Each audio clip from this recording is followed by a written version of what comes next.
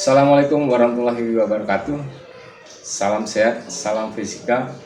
Tetap semangat, sukses untuk Anda semuanya. Ketemu lagi dengan saya di pembahasan fisika. Kali ini konsep yang akan kita bahas adalah dinamika rotasi dan submaterinya adalah momen inersia. Momen inersia yang akan kita bicarakan atau kita bahas adalah terdiri dari dua, yaitu satu momen inersia untuk sistem partikel dan yang kedua adalah momen inersia untuk benda tegar. Dan ada beberapa pembahasan contoh soal yang terkait dengan dinamika rotasi yang ada hubungannya dengan momen inersia. Agar lebih jelasnya, ayo pintar belajar fisika, ikuti pemaparan materi momen inersia ini. Momen inersia dalam pembahasan kali ini, yang mana momen inersia itu selalu dimiliki oleh benda-benda yang dalam keadaan berotasi atau berputar. Contohnya seperti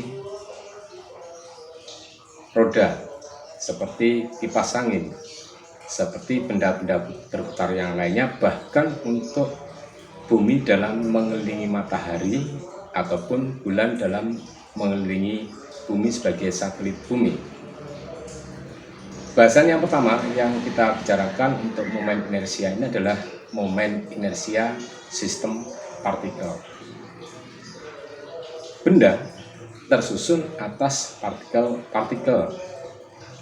Nah, setiap partikel ini memiliki massa, dan untuk pembahasan tentang benda berotasi diawali dengan benda bentuk partikel. Kenapa? Karena lebih mudah mempelajari benda partikel berupa titik ini dibandingkan dengan langsung mempelajari bendanya. Momen inersia sistem partikel ini merupakan perkalian massa partikel dengan kuadrat jarak partikel dari poros atau sumbu rotasinya. Nah, sekarang perhatikan pada gambar yang ada bahwa lintasan melingkarnya saya buatkan lebih dahulu dan ada sumbu rotasinya yang arahnya vertikal. Pada suatu titik tertentu di tengah di sumbu vertikal tersebut ada memiliki jarak terhadap benda yang bermassa m dari partikel sejauh r, dan misalnya benda tersebut nanti saya berikan notasi p. Nah, partikel tersebut kemudian bergerak mengelilingi dari sumbu rotasinya tersebut dengan titik sumbunya adalah di O, dan partikel yang berinisial p tadi bergerak dengan kecepatan linear sebesar v, di mana kecepatan linear atau juga bisa disebut sebagai kecepatan tangensial yang sudah Anda pelajari di waktu kelas 10 ya. Jadi kecepatan tangensial itu kecepatan yang arahnya selalu menyinggung daripada lintasannya.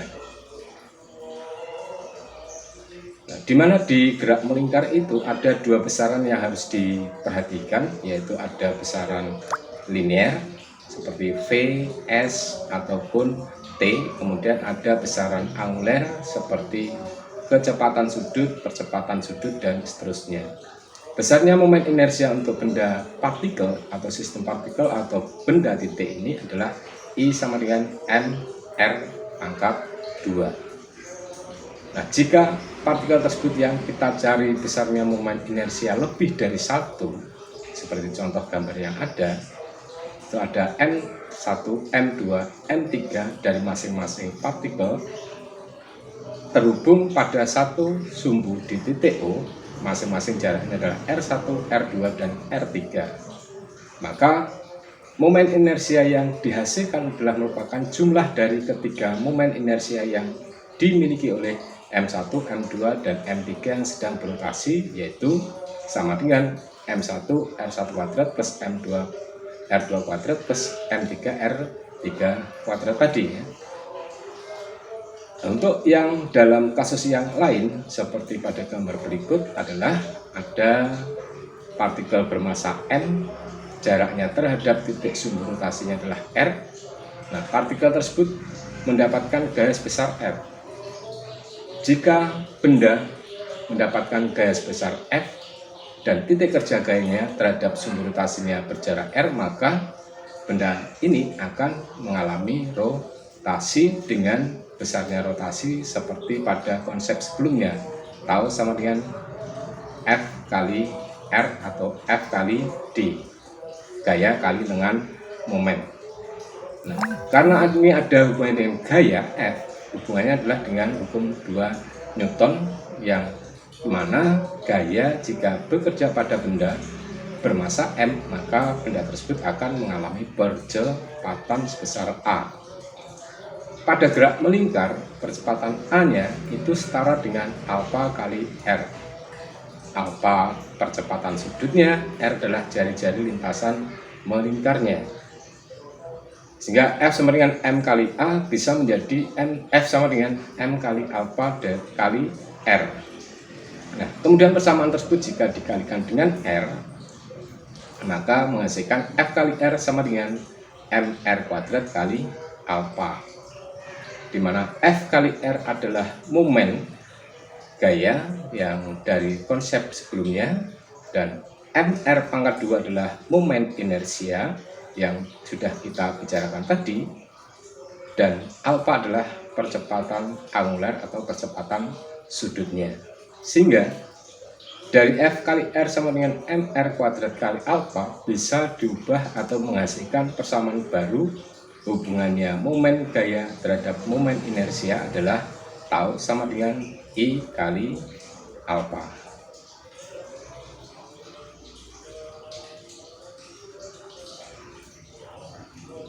I adalah momen inersia, satuannya kilogram meter pangkat 2.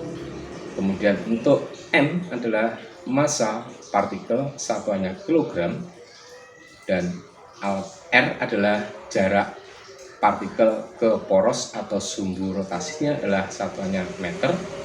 Kemudian alfa adalah percepatan sudut atau percepatan angular, satuannya radian per sekon pangkat 2. Dan tau adalah sebagai momen gaya, satuannya Newton meter.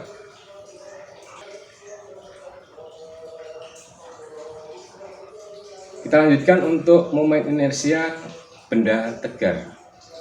Benda tegar itu Anda semuanya pasti sudah tahu, yaitu benda yang tidak mudah berubah bentuk ataupun volumenya jika benda tersebut mendapatkan gaya dari luar sebesar F. Jadi benda tegar adalah benda yang tidak mengalami perubahan bentuk atau volumenya akibat bekerja gaya pada benda tersebut. Nah, ini contohnya seperti baja dan yang lainnya, yaitu benda-benda yang tidak mudah berubah bentuk ataupun volumenya. Di sini akan saya berikan tabel momen inersia dari beberapa benda tegar. Yang pertama adalah batang silinder. Jika diputar pada setengah dari panjang silinder tersebut, porosnya melalui pusatnya berarti, maka momen inersianya adalah I sama dengan 1/12 ml pangkat 2. Untuk batang silinder, jika diputar pada salah satu ujung sebagai sumbu rotasinya, I sama dengan 1/3 ml pangkat 2. Batang silinder berongga seperti pipa itu ya, jika diputar pada sumbunya, maka momen inersianya sama dengan partikel dan titik atau sama dengan cincin ya, yaitu I sama dengan mr pangkat 2. Nah, jadi untuk bentuk-bentuk silinder yang berongga, momen inersianya jika diputar pada tengah-tengahnya sumbunya, I sama dengan mr pangkat 2.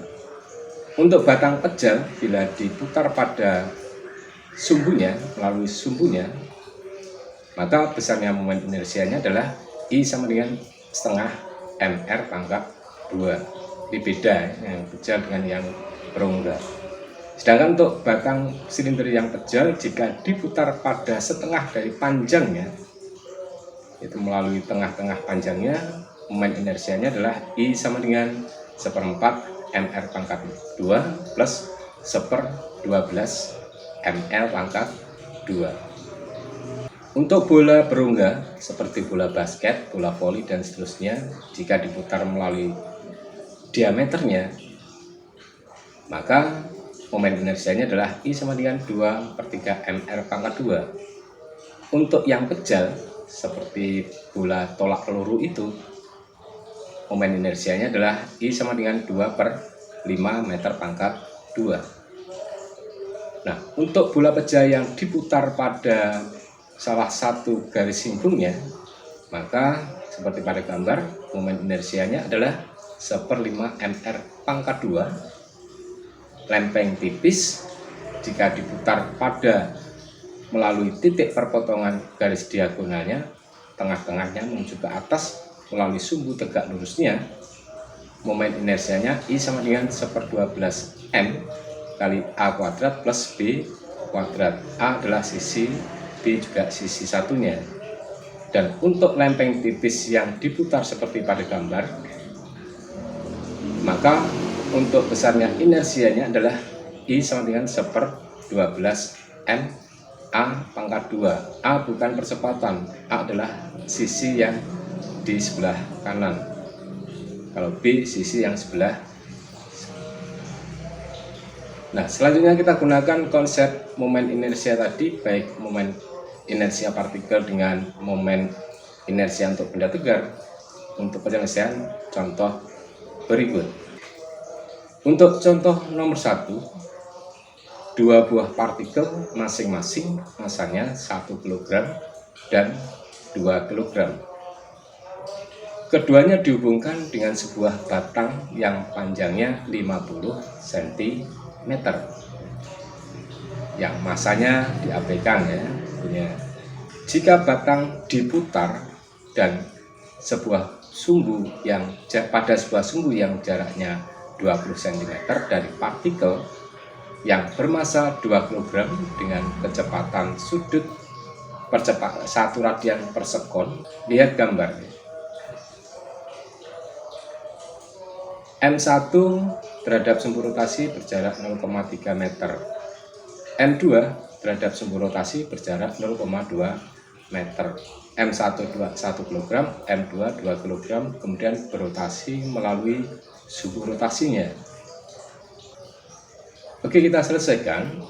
M1 sama dengan 1 kg, M2-nya 2 kg, R1-nya 0,3 meter, dan R2-nya 0,2 meter. Dengan menggunakan persamaan I sama dengan sigma mr pangkat 2, akan kita temukan berapa besarnya momen inersia yang dimiliki oleh dua benda tadi, yaitu M1R1 kuadrat plus M2R2 kuadrat. M-nya 1 kg, R1-nya 0,3, M2 2 kg, R2-nya adalah 0,2 meter, maka 1 kali 0,3 kuadrat plus 2 kali 0,2 kuadrat, hasilnya adalah 0,09 ditambah 0,08 sama dengan 0,17 kg meter pangkat 2. Nah, ini adalah contoh penyelesaian soal nomor 1. Mudah ya. Semoga kalian semuanya bisa memahami ya. Selanjutnya kita bahas contoh soal yang nomor 2, yaitu 3 buah partikel masing-masing massanya adalah Ma sama dengan 2 kg, Mb 3 kg, Mc 4 kg, berada pada bidang XY seperti pada gambar. Tentukan besarnya momen inersia jika sumbu putarnya A, yaitu mengikuti sumbu Y, dan B melalui titik A, di mana titik A tersebut tegak lurus terhadap bidang XY seperti pada gambar. ada benda A, benda B, dan benda C. A dan B terpisah 2 meter, A dan C terpisah 2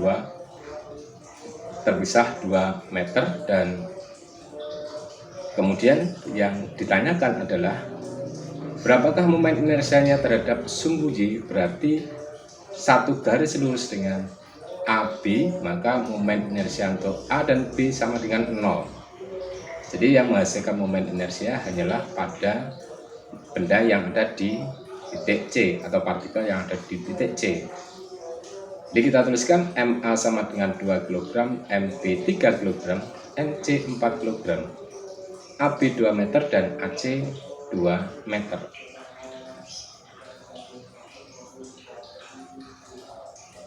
Untuk yang pertama A, sumbu Y sebagai sumbu rotasinya, maka berlakulah rumus I sama dengan sigma M kali R pangkat 2. Jadi sudah saya sebutkan bahwa A dan B satu garis dengan sumbu Y, maka A dan B momen inersianya nanti adalah besarnya sama dengan 0, sehingga yang ada menghasilkan momen inersia adalah benda yang C. I sama dengan sigma MR kuadrat sama dengan MA R1 kuadrat plus MB R2 kuadrat plus MC R3 kuadrat. R1 nya untuk A adalah sama dengan 0. R2 nya untuk B, jaraknya B itu terhadap sumbu Y adalah juga 0. Sedangkan R3 nya adalah benda C terhadap sumbunya, sumbu rotasi ke arah sumbu Y adalah sama dengan 2 meter. Sehingga MA R1 kuadrat plus MB R2 kuadrat plus MC R3 kuadrat sama dengan 0 ditambah 0 ditambah 4 kali 2 kuadrat. 2 kuadrat sama dengan 4, 4 kali 4 berarti sama dengan 16 kg meter pangkat 2. Oke, begitu cara penyelesaiannya ya. Selanjutnya untuk pada pertanyaan yang B, melalui titik A tegak lurus bidang XY. Coba perhatikan, melalui titik A ada bidang sumbu XY, maka B terhadap A punya jarak 2 meter, C terhadap A juga punya jarak 2 meter, sehingga momen inersianya oleh B dan C adalah sigma MR pangkat 2 sama dengan MA R1 kuadrat plus MB R2 kuadrat plus MC R3 kuadrat. Momen yang pertama A adalah 0, kemudian momen yang kedua oleh B adalah 3 kali 2 kuadrat ditambah dengan momen oleh C adalah 4 kali 2 kuadrat, berarti sama dengan 12 ditambah 16, besarnya berarti sama dengan 28. Nah, jadi 12 ditambah 16 sama dengan 28 kg meter pangkat 2. Mudah kan? Ya. Oke, yang nomor 3, sebuah roda bentuk silinder pejal digantung pada sumbunya seperti pada gambar. Pada tepi roda dililitkan tali dan tali ditarik ke bawah sebesar 15 Newton. Jika massa roda 8 kg dan jari-jarinya adalah sebesar 20 cm, tentukan percepatan pada tali. Nah, ini adalah sudah tergambarkan sistem roda yang dihubungkan dengan tali, ditarik, digantungkan rodanya. Karena ditarik dengan gaya F dan roda berjari-jari R, maka roda nanti akan berrotasi atau berputar. MK sama dengan 8 kg, R sama dengan 0,2 meter, dan F sama dengan 15 Newton. Maka untuk mencari berapakah besarnya momen inersia percepatan yang dihasilkan oleh katrol tadi adalah dari perumusan tau sama dengan I kali alfa, taunya adalah sama dengan F kali R, I sama dengan setengah MR pangkat 2, sehingga kalau dituliskan F kali R sama dengan I alfa per R, dan I kita ganti dengan setengah MR pangkat 2, nanti F kali R sama dengan setengah MR kuadrat kali A per R. R saling meniadakan atau saling menghapuskan, sehingga kita peroleh persamaan baru, yaitu F sama dengan setengah MK kali A. Nah, dari F sama dengan setengah MK kali A, maka A kita dapatkan besarnya adalah 2F per MK sama dengan 2 kali 15 dibagi 8 sama dengan 3,75 meter per sekon pangkat 2. Begitu cara penyelesaiannya. Dan yang terakhir adalah contoh soal yang nomor 4, di mana soal ini adalah soal eksperimen, kegiatan eksperimen. Dalam kegiatan praktikum ingin menghitung percepatan gerak benda pada sistem katrol seperti pada gambar susunannya, ya. Besarnya M1 sama dengan 2M, M2 5M, MK-nya 4M, sehingga sistem nanti bergerak ke bawah. Nah, jika percepatan gravitasinya adalah G dan koefisien geseknya ada antara bidang dengan balok yang ada di atasnya adalah sebesar mu, maka percepatan sistem tersebut adalah titik-titik.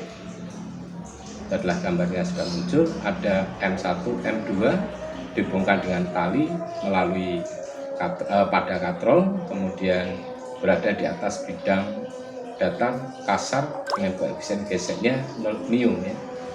Di atas bidang datar tadi adalah M1, dan dari gambar tersebut maka nanti harus kita lakukan melukiskan gaya-gaya yang bekerja pada masing-masing benda. M1 2 meter, 2M, M2 5N, MK sama dengan 4M. Nah, cara penyelesaiannya yaitu pertama kita lakukan peninjauan dulu satu persatu dari benda yang berada dalam satu sistem tersebut, yaitu kita tinjau untuk M1 berada di atas bidang horizontal yang kasar dengan koefisien mu, dihubungkan dengan tali, ya kemungkinan akan bergerak ke arah kiri karena ditarik oleh tali. Maka perlu kita lukiskan dulu gaya-gaya yang bekerja pada M1.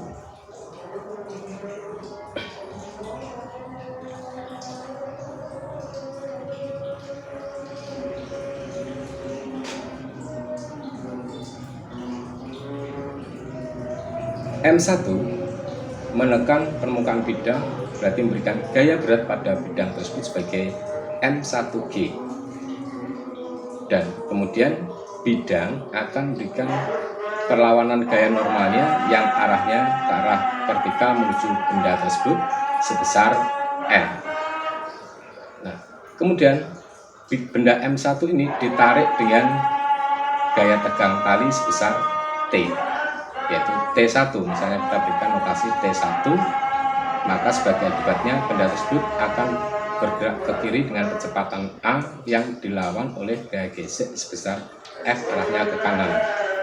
Setelah kita lukiskan gaya-gaya yang bekerja pada benda tersebut, maka berdasarkan sigma F sama dengan M kali A, di sini M-nya adalah M1, maka sigma F sama dengan M1 kali A. T1 min F sama dengan M1 kali A. T1 F-nya adalah mu kali gaya normal sama dengan M1 kali A. T1 min gaya normalnya adalah sama dengan M1G, maka bisa dituliskan T1 min mu M1G sama dengan M1A, sehingga kita dapatkan persamaan T1 sama dengan M1A plus mu M1G. Selanjutnya kita lakukan tinjauan untuk benda M2 yang digantung dengan tali. Benda M2 ini memiliki gaya berat besar M2 kali G yang ditahan oleh tali arahnya ke atas dengan besarnya gaya menahannya adalah tegangan tali tersebut sebesar T2 dan M2 nanti akan bergerak ke bawah dengan percepatan A. Maka bisa kita tuliskan bahwa dari penggambaran gaya yang bekerja pada benda M2 diperoleh dari perumusan sigma F sama dengan M2 kali A, maka M2G min T2 sama dengan M2 kali A. Sehingga dengan demikian besarnya T2 nanti akan kita peroleh. T2 sama dengan M2G min M2A. Ini adalah peninjauan untuk benda M2. Selanjutnya kita untuk melihat benda yang ketiga, yaitu berupa katrol. Yaitu katrolnya mendapatkan tegangan tali T1 dan mendapatkan tegangan tali T2, kemudian dia berotasi dengan percepatan sebesar A.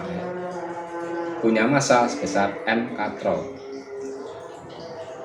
Nah, setelah kita lukiskan gaya-gaya yang bekerja pada katrol tersebut dan apa yang terjadi pada katrol, kemudian kita tuliskan pada berikut ini.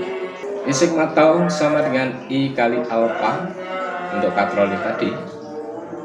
Tau adalah momen gaya yang besarannya sama dengan F kali R, maka tau sama dengan I kali alfa ini bisa kita ganti dengan F sigma F kali R sama dengan I kali alfa.